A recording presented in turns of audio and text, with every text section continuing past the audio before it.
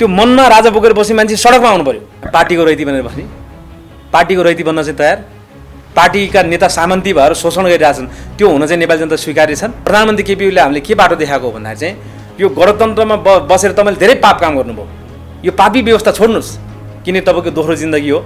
त्यो प्रधानमन्त्री केपी ओलीले हामीले पटक पटक के भनेका छौँ भन्दा चाहिँ सधैँभरि यो जङ्गली चाहिँ मान्छे मारेर आउने मान्छेलाई मिलाउनु भन्दा, यिनीहरूलाई प्रधानमन्त्री यिनीहरूलाई सत्ता हस्तान्तरण गर्नुभन्दा होइन, सधैँ माओ लेनिन स्टालिनको विचारमा जानुभन्दा यही माटोको सुहाउँदो व्यवस्था राजासहितको प्रजातन्त्रमा चाहिँ तपाईँ अगाडि बढ्नुहोस्, सम्पूर्ण नेपाली जनताले साथ दिन्छन्। यो प्रचण्डलाई बक्साइरहनुभन्दा बरु चाहिँ निर्मल निवासमा गएर चाहिँ राजासँग चाहिँ एउटा सहमति गरेर आए भइहाल्यो नि।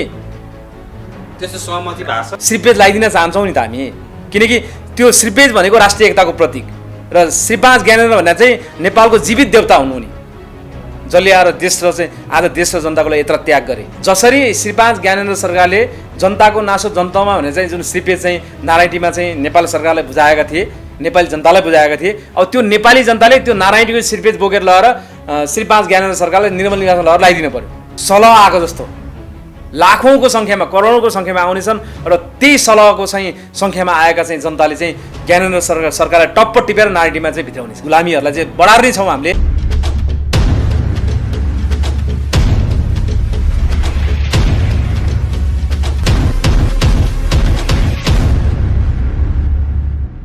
पशुपति खड्काजी स्वागत छ यहाँलाई। धन्यवाद। आराम हुनुहुन्छ?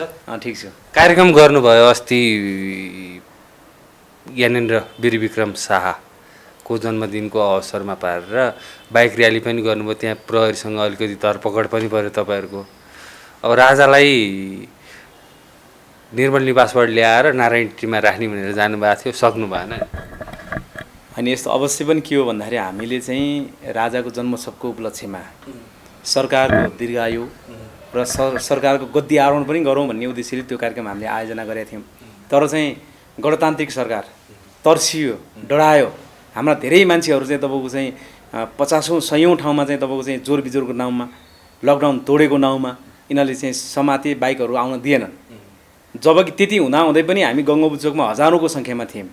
तर चाहिँ त्यहाँ चाहिँ त्यो सडकमा मात्रै प्रहरी होइन कि किनारमा पनि चाहिँ लगभग चाहिँ 5-7 गाडी प्रहरी प्रचालन गरेर जुन जनतामा एउटा त्रास चाहिँ यो सरकारले फैलायो र हामी त्यही जुन शक्तिका साथ अगाडि बढाएका थियौँ भने पनि अवश्य पनि चाहिँ त्यहाँ त्यो शक्ति भोलि चाहिँ लाखौँको सङ्ख्यामा परिणत हुन्थ्यो होला।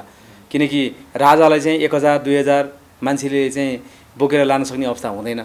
राजालाई बोक्नलाई चाहिँ मैले भनेको छु 10औं लाख मान्छे निस्किनुपर्छ भनेपछि जनताको शक्ति नै सडकमा निस्किनु पऱ्यो भनेर हामीले पटक पटक चाहिँ मिति तोकेर आह्वान गऱ्यौँ जनतालाई। किनकि राजा भने जनताको आवश्यकता हो। तर जनताले त राजा चाहिएको रहेनछ। होइन, जनताले राजा खोजेकै हुन्, तर जनताहरू मनमा राजा बोकेर बसेका छन्।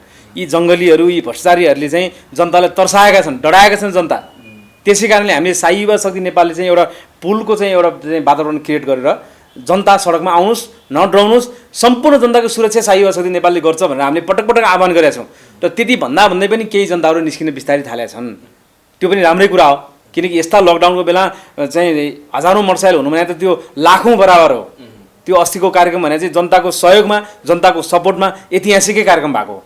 तर चाहिँ अब तपाईँहरू राजालाई अब राजगद्दीमा राख्नु पर्यो भनेर जानुहुन्छ, भन्नुहुन्छ, कार्यक्रम गर्दै हिँड्नुहुन्छ, अनि राजा चाहिँ फेरि गद्दीमा बस्नलाई राजा स्वयं ज्ञानेन्द्रले रुचाएको अवस्था छैन। होइन, राजाले चाहिँ गद्दीमा बस्न चाहे पनि नचाहे पनि, मैले अहिले पनि सुरुमा पनि भने यो देशको आवश्यकता राजसत्ता भइसकेको छ।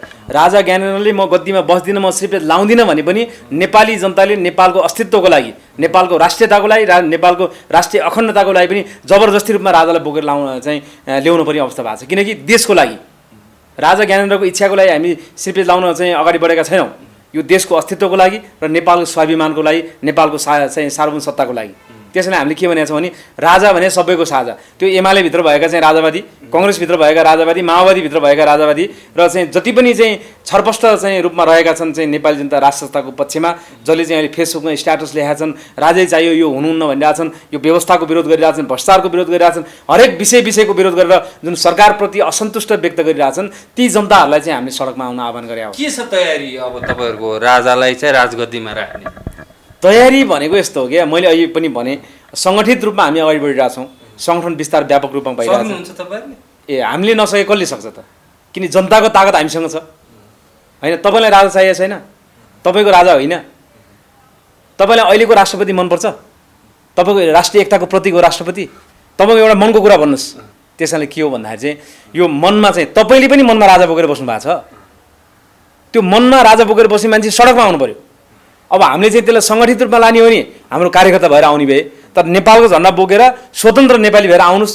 हामी त एउटा चाहिँ अभियानकर्ता हौँ होइन, यो देशको चाहिँ निकासको लागि, यो देशको चाहिँ अस्तित्व रक्षाको लागि, यो नेपालको चाहिँ अस्तित्व रक्षाको लागि हामीले चाहिँ नेपालको माटोको माया भएर हुँदैन त्यो सम्भवै छैन भने पनि किन लागिरहनुहुन्छ तपाईँहरू, किन कार्यक्रम गरिरहनु? अनि यस्तो अब यो चाहिँ तपाईँहरू जस्ता मान्छे कतिपय मान्छेहरूले जनतामा भ्रम फैलाएका छन्। हुँदै हुँदैन के हो, हुँदै हुँदैन भने असम्भव के छ?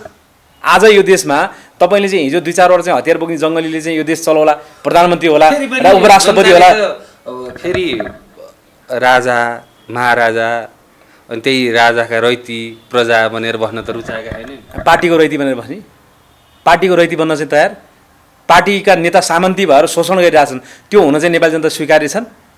अवश्य पनि विरोधमा आउनु पर्थ्यो। जनता विरोधमा आउने तयारीमै छन्। तर के हो भन्दाखेरि चाहिँ अहिले चाहिँ यो चाहिँ जनता कति विरोधमा आउने तयारी गरिरहेका छन्? करोडौँ आउँछ नि, लाग्छ छोडिदिनुहोस् क्या तपाईँ। सम्पूर्ण नेपाली जनता अहिलेको राज्य व्यवस्थाको विरुद्धमै छन्। आज तपाईँको हेर्नुहोस् विदेशमा रहेका चाहिँ लाखौँ नेपाली चाहिँ नेपाल आउन चाहिँ तपाईँको चाहिँ प्रतीक्षामा छन्। यो सरकारले ल्याउन सकेका छैन होइन। यो सरकारबाट चाहिँ गणतन्त्रबाट दुःख पाएका सम्पूर्ण नेपाली जनताहरू आज चाहिँ एक थोपा पसिना बोकाएर पनि सडकमा निस्केर राष्ट्र फर्काउन तयारीमा छन्। तर तिनीहरू चाहिँ सडकमा आउने समय हुन्छ नि त। जस्तै अहिले कोरोनाको महामारी छ, कोरोनाको महामारीमा पनि यत्रो आन्दोलन भइरहेछ राष्ट्रताको पछिमा। यो भने ऐतिहासिक कुरा हो, किनकि आफ्नो जिउ र चाहिँ स्वास्थ्यको चाहिँ ख्याल नगरिकन देशमा राष्ट्रता चाहियो भनेर जसरी हाम्रै कार्यक्रममा त्यत्रो मान्छे आएको छन् भनेपछि नेपाली जनताको चाहना राष्ट्र स्थानै छ। राजतन्त्र फर्काउने चाहिँ अभियानमा नेपाली जनता छन्। तर नेपाली जनताले होइन, भारतले चाहिँ ओलीलाई हटाएर राजा ल्याउन खोज्यो पनि भन्छन् नि। अनि भारतले त भोलि राजाले सिपेज लगाइसकेपछि चाहिँ शुभकामना दिने मात्रै हो नि। तर नेपालको राजा स्थापना गर्नु त नेपाली जनताले हो, किनकि नेपाली जनताले चाहिँ स्थापना गर्न सक्ने ताकत नेपाली जनतामा छ। किन भारतले चाहिँ त्यो नारायणीमा भएको श्रीपेद लगाएर चाहिँ ज्ञानेन्द्र सरकार लगाइदिने हो र त्यो लाउने त पहिल्यै लगाइदिइसक्थ्यो नि। ओलीको समर्थन गर्दै हिँड्नु भएको फेरि तपाईँहरू? होइन, ओलीको समर्थन गरेकै होइन, ओलीलाई हामीले बाटो देखाएको। प्रधानमन्त्री केपी ओलीले हामीले के बाटो देखाएको भन्दाखेरि चाहिँ यो गणतन्त्रमा बसेर तपाईँले धेरै पाप काम गर्नुभयो, यो पापी व्यवस्था छोड्नुहोस्, किन तपाईँको दोस्रो जिन्दगी हो। त्यो प्रधानमन्त्री केपी ओलीले हामीले पटक पटक के भनेका छौँ भन्दा चाहिँ सधैँभरि यो जङ्गली चाहिँ मान्छे मारेर आउने मान्छेलाई मिलाउनु भन्दा, यिनीहरूलाई प्रधानमन्त्री यिनीहरूलाई सत्ता हस्तान्तरण गर्नुभन्दा होइन, सधैँ माओ लेनिन स्टालिनको विचारमा जानुभन्दा यही माटोको सुहाउँदो व्यवस्था राजासहितको प्रजातन्त्रमा चाहिँ तपाईँ अगाडि बढ्नुहोस्। सम्पूर्ण नेपाली जनताले साथ दिन्छन्, किनकि अहिले ओली तयार छन्। होइन, ओली तयार होइन भने हामीले त एउटा सुझाव दिने हो। तर जहाँसम्म लाग्छ चाहिँ साँच्चै उनी राष्ट्रवादी र यो नेपालको लागि नेपाली जनताको लागि उनले के गर्न चाहन्छन् भने उनले अवश्य पनि राजतन्त्र घोषणा गर्नुपर्छ। किनकि हिजो चाहिँ यो लोकतन्त्रको नाउँमा गणतन्त्रको नाउँमा जनतालाई झुक्क्याएर ल्याइयो जुन यो विदेशी व्यवस्था, यसलाई फाल्न सक्नु नै ओलीको एउटा चाहिँ इतिहास रच्ने एउटा चाहिँ मौका पनि हो। त्यसलाई हामीले के भन्छौँ भने अब फेरि दोहोऱ्याएर उनी प्रधानमन्त्री हुँदैनन्। यो प्रचण्डलाई बक्साइरहनुभन्दा बरु चाहिँ निर्मल निवासमा गएर चाहिँ राजासँग चाहिँ एउटा सहमति गरेर आए भइहाल्यो नि। त्यस्तो सहमति भएको छ अनि आए भयो नि भनिरहेको कुराकानी के भएको छ ओलीलाई नै थाहा होला, त्यो कुरा प्रधानमन्त्री ओलीज्यूलाई नै थाहा होला। त्यसैले के छ भन्दाखेरि हामीले एउटा सुझाव दिएका छौँ, जनताको चाहिँ बोली बोलेका छौँ। करोडौँ नेपाली जनताले चाहिँ अब बिना रक्तपात राष्ट्रता फर्काउने हो भने ओली सरकारलाई सुवर्ण मौका छ। यदि जनताले चाहिँ ताकत त खुसी भएर बस्नु भएको थियो नि, अब नेकपा फुट्ने भयो, यिनीहरूको भाँड भैलो मचिने भयो, हामीलाई फाइदा हुने भयो। अब त्यो नेकपा पनि फुट्ने देखिएन फेरि। होइन, नेकपा फुट्ला कङ्ग्रेस फुट्ला भनेर यो हामीलाई चाहिँ कौवालाई चाहिँ बेल पाक्यो हर्सन बिस्मातको कुरा हो। हामी त गणतन्त्रै फाल्न चाहन्छौँ। पार्टीको चाहिँ अब नेकपा फुटेर आज चाहिँ ओली छ, भोलि प्रचण्ड होला, पर्सि माकुने होला, त्यो त्यसमा हामीलाई चाहिँ कुनै चाहिँ चासोको विषय रहेन। हामी यो सिङ्गो चाहिँ गलत व्यवस्था, विदेशीले लगानी गरेको गणतान्त्रिक व्यवस्था त्यो फाल्न चाहन्छौँ र श्री 5 ज्ञानेन्द्रलाई चाहिँ श्रीपेज लगाइदिन चाहन्छौँ नि त हामी। किनकि त्यो श्रीपेज भनेको राष्ट्रिय एकताको प्रतीक र श्री 5 ज्ञानेन्द्र भन्दा चाहिँ नेपालको जीवित देवता हुनु नि, जसले आएर देश र चाहिँ आज देश र जनताको लागि यत्र त्याग गरे। त्यस कारणले के हो भन्दा चाहिँ सत्य कुरालाई हामीले चाहिँ स्वीकार्न सक्नुपर्छ। सूर्य त पूर्वैबाट उदाउँछ नि, सूर्य चाहिँ पश्चिमबाट उदाउँछ भनेर आज चाहिँ सिङ्गो नेपाली जनता चाहिँ गणतन्त्रको पछाडि लाग्नु गलत भयो। नेपालीको दुर्भाग्य र नेपालको नि दुर्भाग्य भएको छ। त्यसै कारणले विदेशीको थिचोमिचोमा अहिलेको यो चाहिँ सरकार, अहिलेको यो गणतन्त्रका मतियारहरू चाहिँ परेका छन्। हेर्नुहोस्, त्यसको असर सिङ्गो नेपाल र नेपालीलाई परेको छ। आज हेर्नुहोस् चाहिँ भारतीय मिडियाहरूले चाहिँ नेपालको चाहिँ त्यत्रो चाहिँ बेइज्जत गरेका। आज राजा थिए भने यस्तो चाहिँ घृणित अपराध तिनीहरूले गर्नै सक्दैनन्, ग्यारेन्टीका साथ भनिदिन्छु, सक्दैनन्। किनकि त्यो राजामा त्यो तेज, त्यो शक्ति र सम्पूर्ण नेपाली जनताको एकताको शक्ति लिएर चाहिँ राजाले चाहिँ राजदण्ड र श्रीपेज बोकेर बस्या हुन्थे।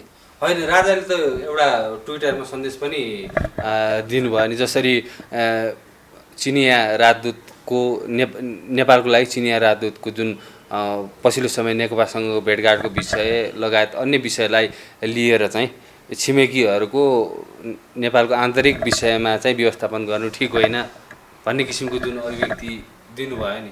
अनि राजाले त अहिले नागरिक भए पनि जनताको पक्षमा, जस्तै यस्तो कोरोना महामारीमा राजाले चाहिँ आफू नागरिक भए पनि 2 करोड पैसा हाल्दै सहयोग गरे नेपाली जनतालाई चाहिँ स्वस्थ बनाउन, कोरोना महामारीबाट चाहिँ बचाउनको लागि।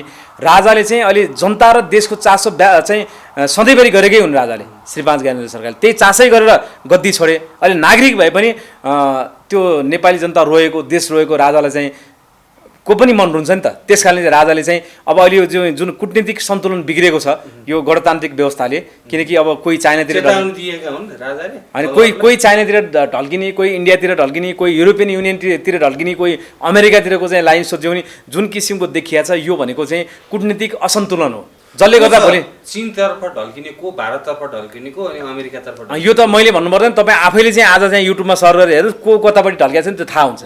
किनकि अब चाहिँ 14-15 जना चाहिँ यो हिजो पञ्चायतकालदेखिका नेता छन्, यिनीहरूले नै चाहिँ प्रजातन्त्रको नाउँमा देश लुटे, यिनीहरूले नै गणतन्त्रको नाउँमा देश लुटे। न नयाँ मान्छे न नयाँ चाहिँ बुद्धिजीवी मान्छेलाई यिनीहरूले कुनै ठाउँमा पुर्याएनन्। तर नेपाली जनता कतिसम्म भेडा बनायो भन्दाखेरि यिनीहरूले व्यक्ति त्यही व्यवस्था फरक, त्यही व्यक्ति बहुदलमा नि प्रधानमन्त्री खान्छ अनि अर्को व्यवस्थाको कुरा गर्छ, राजाको विरोध गर्छ, फेरि त्यही व्यक्ति गणतन्त्र आएपछि नि प्रधानमन्त्री खान्छ। हेर्नुहोस् भनेपछि यो व्यक्ति एउटै व्यवस्था फरक भएको कारणले नेपाली जनता चाहिँ रहन भुल्नमा पारियो र नेपाली जनताले दुःख कष्ट पाएका छन्। त्यसैले अनि म नेताहरूलाई यही हो, अब यो नेताहरूबाट यो देशको भारी बोक्न यिनीहरूले सक्दैनन्, यिनीहरू असफल भइसक्यो पूर्ण रूपमा।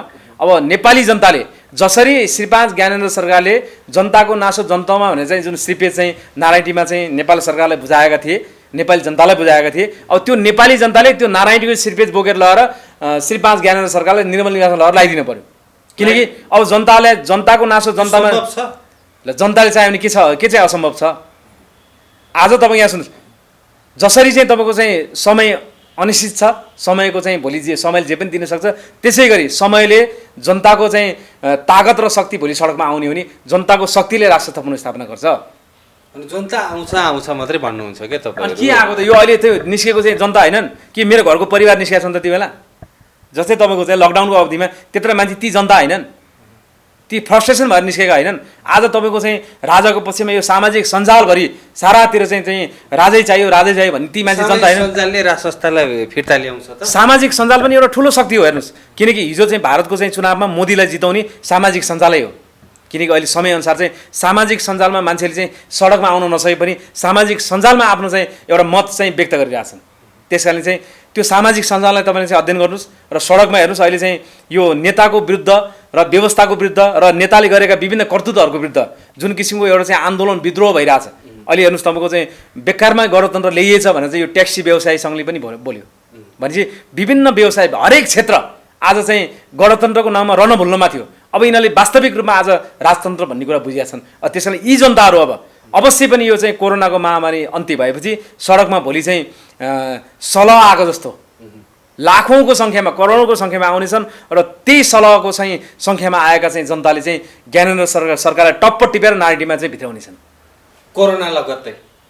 कोरोना लगत्तै अब समयको चाहिँ समय चाहिँ हामीले चाहिँ पटक मैले के भनेको छु भन्दाखेरि चाहिँ ल यो मितिमा चाहिँ जाउँ न त राजालाई चाहिँ श्रीपेज लगाइदिन भन्दाखेरि चाहिँ जनतालाई आह्वान गऱ्यौँ हामीले। जनता बढेका छन्, तर श्रीपेज लगाइदिने किसिमका चाहिँ जुन लाखौँ मान्छे निस्केका छैनन्, अवश्य पनि आउँछन् भन्ने म आशावादी छु।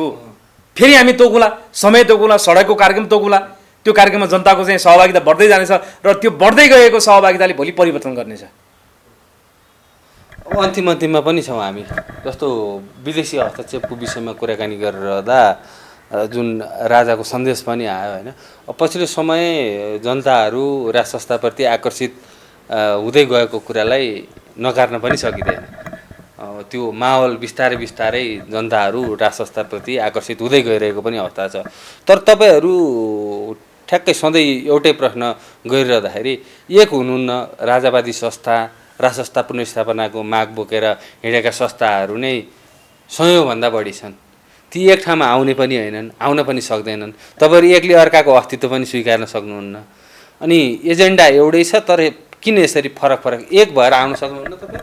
अनि यस्तो हो के हो भन्दाखेरि हामी एकै छौँ किनकि एक हुनुहुन्छ? यहाँ सुन्नुहोस् न विचार हाम्रो विचार एउटै हो नि त तपाईँले माइतीमा होइन, एउटा होइन। कार्यक्रम गर्नुहुन्छ, अर्कोले उता पुतली सडकमा कार्यक्रम गर्छ, अर्कोले भोजन गृहमा कार्यक्रम गर्छ, अर्कोले कोटेश्वर चोकमा गएर कार्यक्रम गरिरहेको हुन्छ, अर्कोले चाबेल चोकमा गरिरहेको हुन्छ। त्यसले अर्थ राख्छ? होइन धेरै अर्थ राख्छ किन भन्दाखेरि त्यो चाहिँ खाले कार्यक्रमले चाहिँ विभिन्न ठाउँको मान्छेहरूलाई चाहिँ जनतालाई जगाइरहेछ अपडेट गराइरहेछ राज संस्थाको पक्षमा त्यसैले के भने हामी वैचारिक रूपमा एक छौँ सङ्गठन फरक होला तर के हो भन्दाखेरि अहिले नै हाम्रो सङ्गठन सबै एक भएर अहिले नै राजालाई श्रीपेद लगाइदिइहाल्न सक्ने अवस्था छैन नि त किन जबसम्म हामीले तर जनतालाई सिर्पेस लगाइदिने अवस्थामा चाहिँ एक भएर आउनुहुन्छ? अनि अवश्य पनि कुनै पनि चाहिँ जस्तै अहिले हामी चाहिँ शक्तिमा छौँ जब हामी मिलेर महाशक्ति हुन्छौँ त्यो महाशक्तिको आन्दोलनले गणतन्त्रवादी बढार्ने र राजालाई पुनर्स्थापना गर्ने त्यो एउटा चाहिँ तयारीमा हामी छौँ र अर्को कुरा के हो भन्दाखेरि चाहिँ सबैभन्दा ठुलो कुरो जनताको शक्ति जनताको तागत चाहिएको छ हामीलाई अहिले हामी चाहिँ यो किनभने विचार राष्ट्र संस्थाको विचार सम्पूर्ण नेपाली जनताको हो त्यो जसले पनि लिएर त्यसलाई अभियानको रूपमा सङ्गठनिक रूपमा अगाडि बढ्न मिल्छ किनकि राजा मेरो मात्रै पनि होइन अर्को कुनै पार्टीको मात्रै पनि होइन राप्रपाको मात्रै पनि होइन भोलि चाहिँ हिजो माओवादी चाहिँ जनयुद्ध कालमा बाटो बिराएका ती नागरिकहरू पनि हो जसलाई चाहिँ भ्रममा राखेर चाहिँ राज संस्थाको विपक्षमा चाहिँ राजालाई चाहिँ विभिन्न चाहिँ आरोप लगाइएको थियो त्यसैले के हो भन्दाखेरि चाहिँ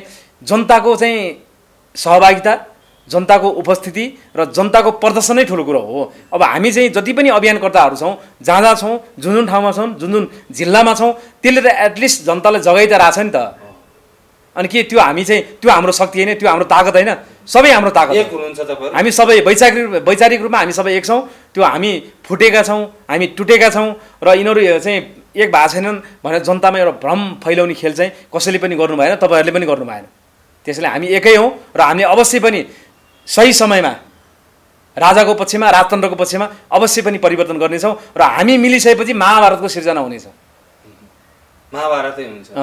त्यो महाभारतको युद्ध नै पहिलेको स्थितिमा हुन्छ कि अथवा त्यसमा चेन्ज आउँछ? अनि महाभारतको युद्धले त भोलि चाहिँ यो चाहिँ देशमा रहेका चाहिँ विकार जस्तै गणतन्त्रका विकार भ्रष्टाचारका विकार अब चाहिँ विभिन्न चाहिँ अब विदेशी गुलामीहरूलाई चाहिँ बढार्ने छौँ हामीले जेल हाल्नुहुन्छ?